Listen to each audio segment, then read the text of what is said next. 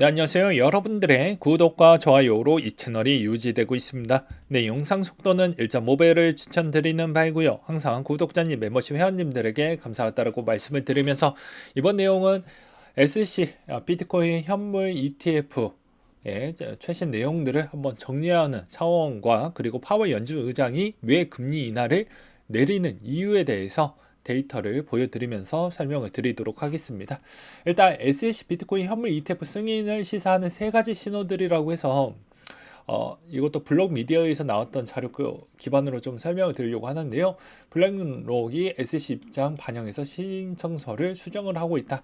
이게 상당히 의미가 깊습니다. 과거에는 ETF 된다 했지만 뭐 수정 신청서도 매번 좀 느리게 항상 진행을 했는데 여기서 이제 새로운 등장 인물이 최근에 나왔죠. 블랙록이 등장을 함으로써 이제 우리도 컨트리 CV 좀 해보자 라는 형태로 지금 가다 보니까 블랙록이 하고 있는 대로 그냥 다들 따라가고 있는 실정입니다.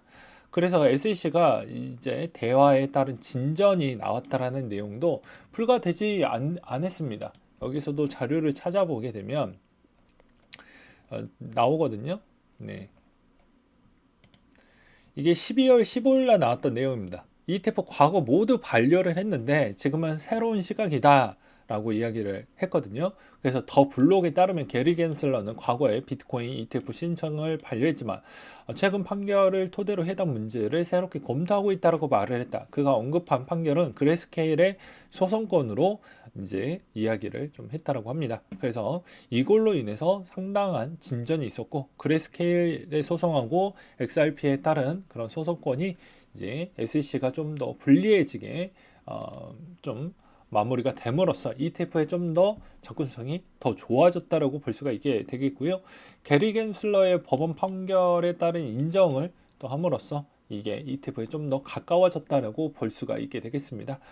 또한 계속해서 검토를 하고 이제 수정이 올라가고 있는데 약간 뭐 이걸 어떻게 바라보느냐에 따라서 좀 달라질 수는 있지만 그냥 제가 느끼는 저도 회사를 오래 다녀보았던 짬밥 기준점으로 좀 보게 되면 어차피 블랙록이 ETF 전문 운용사에서 탑클래스인데 그 입맛을 모르겠습니까? 다 맞춰줄 수가 있는데도 불구하고 SSC가 이걸 최대한 시간 끌기를 하기 위해서 계속 수정을 요구를 하는 그 기간이 생각보다 좀 길었고 근데 반대로 블랙록이나 나머지 쪽도 마찬가지로 요즘은 실시간 네, 거의 주날 정도로 며칠 사이에 수정을 해가지고 계속 제출을 하다 보니까 SC가 요구했던 부분이 거의 다 반영이 됐다.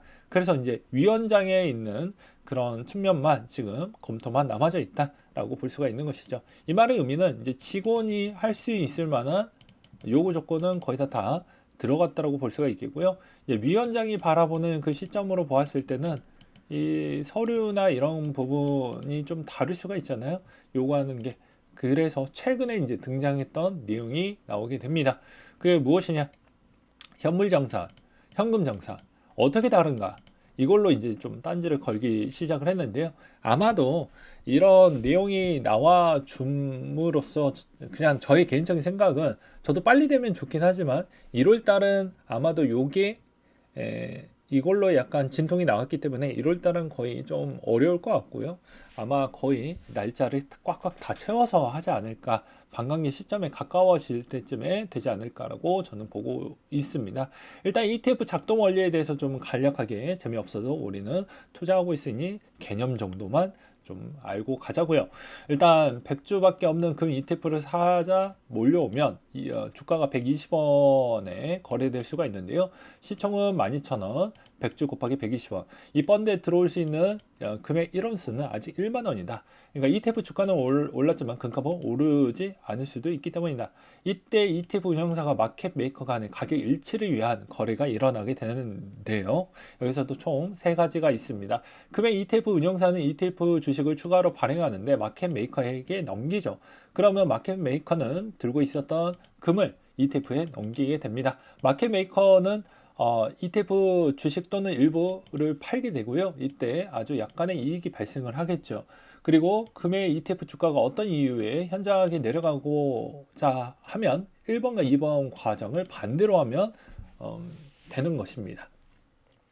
그래서 대신 금을 받아 아주 차익을 얻을 수도 있기 때문에 ETF 운영사와 이제 마켓메이커 간에 현물을 주거니 받거니 하면서 ETF 시총과 금 시세를 정밀하게 맞출 수 있는 게 ETF 운영사의 뭐 실력이라고도 볼 수도 있겠죠. 반면에 이걸 역으로 이용을 하면 약간 좀 불편할 수도 있는 것이고요. 그래서 거래 비용을 이제 비트코인 ETF 부분에 으로만 본다고 하면 이제 SEC가 약간 좀 걱정되는 우려되는 측면은 가격 조작성이 좀 있다라는 이야기를 하고 있는 실정입니다.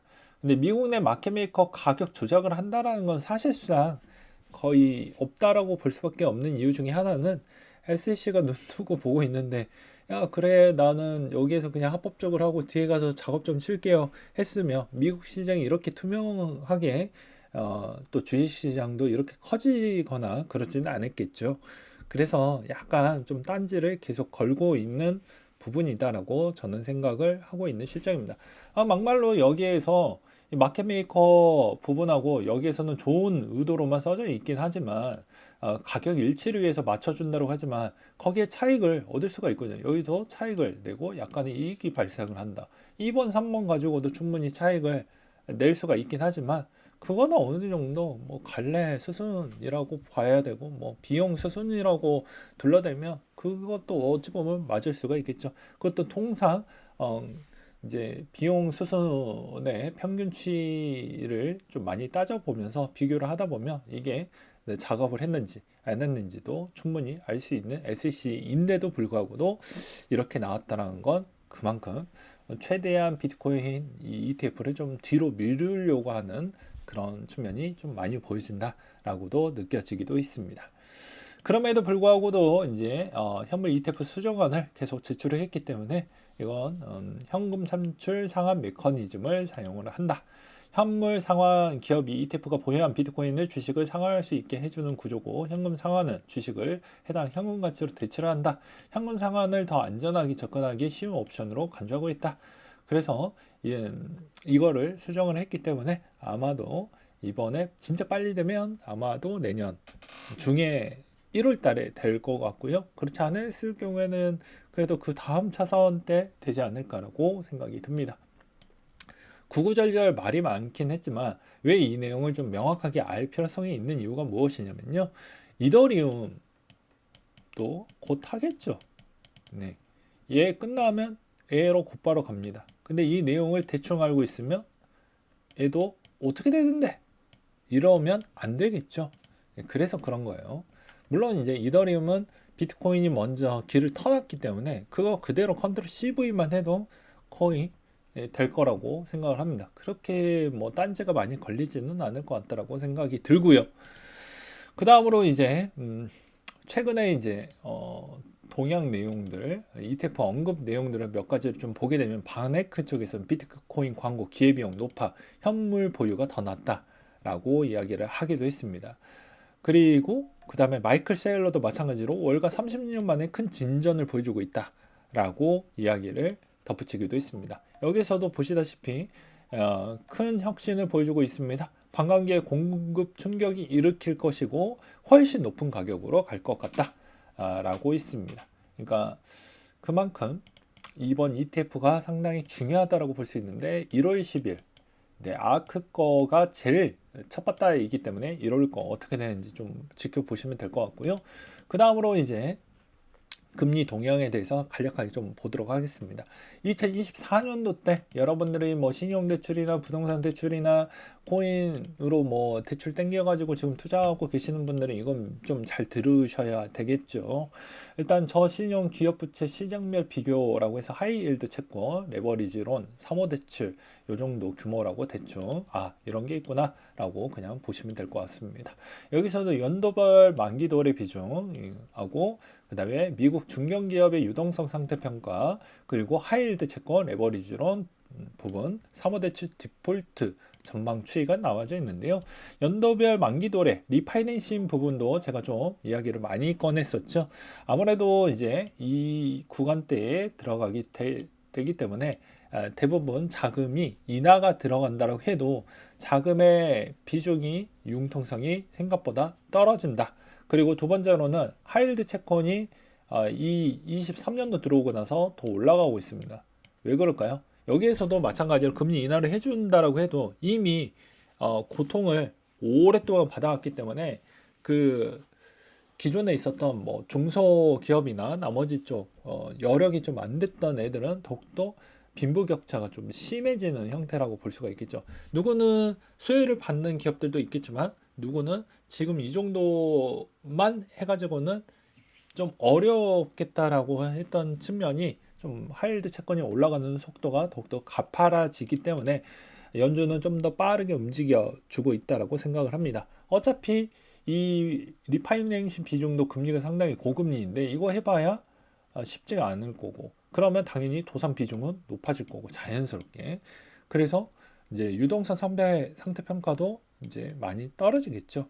그래서 대출의 디폴트 전망 추이도 좀 높게 연말 추이부터 높게 올라갈 것 같다라고 느낌이 뱅크 오브 아메리카 쪽에서 그런 내용들을 많이 제공을 해주고 있다 보니까 나머지 은행들도 거의 비슷합니다. 그래서 아마도 미리 금리 인하에 따른 스탠스를 좀 주지 않았냐라고도 생각이 들기도 했었어요. 그리고 그 다음으로 이제 13곳 중에 9곳이 연착륙이 가능할 것 같다라고 이야기를 하고 있는데 아무래도 이제 이 채권 규모에 있는 추이가 어느 수치만큼 올라갔다가 떨어질 거냐가 관건이 될 것 같습니다. 그걸 먼저 확인을 하고 가야 되지 않을까 싶고요. 그 다음에 이제 정말로 연착륙이 될 거라고 하면 현재 있는 이런 부실이나 리파이낸싱까지 했었을 때 기업 독사안에 있는 범주값이 어느 정도 수순에서 마무리가 될 것이냐가 관건이 될 것이고요. 그 다음에 이제 중립금리 위치가 정말 중요합니다. 한국 특히 부동산 부분 좀 미안한 이야기이긴 하지만 이게 금리가 3에서 끝날지 4에서 끝날지 그리고 최악입니다. 이렇게 간단한 게 아니에요. 이렇게 좀 내렸습니다. 1% 내리고 만약에 이게 4%에서 멈추고 미국만 지 혼자 좋아가지고 경기 올라가서 4에서 갑자기 금리를 또 올리게 된다고 하면 한국 경제는 어떻게 될까요? 네. 뭔 말인지 아시겠죠? 그래서 금리가 좀 완만하게 더 많이 떨어주는 게 그나마 뭐 유럽권이나 아시아권이 좀 더 나을 것입니다. 그렇지 않고서야는 쉽지가 않을 것인데 너무 급격하게 이렇게 빠지게 되면 이거는 충격이 상당히 크다라고 볼 수가 있기 때문에 이것도 비트코인에게 별로 좋지가 않겠죠. 그리고 요즘 이제 시그널 중에 하나를 볼 수 있는 건 62% 생활비 쓰면 남는 돈이 없다라고 합니다. 사치를 하는 게 아니고 필수 소비 비중으로만 하는 것인데 또 안타까운 건 최근에 이제 우리가 알고 있는 글로벌 기업들에 있는 임금 인상률의 평균 10%대를 계속 맞춰주고 있다는 게 고질적으로 이제 인플레가 생각보다 3% 이하로 내려가기는 어렵지 않겠냐라는 게 저의 생각입니다.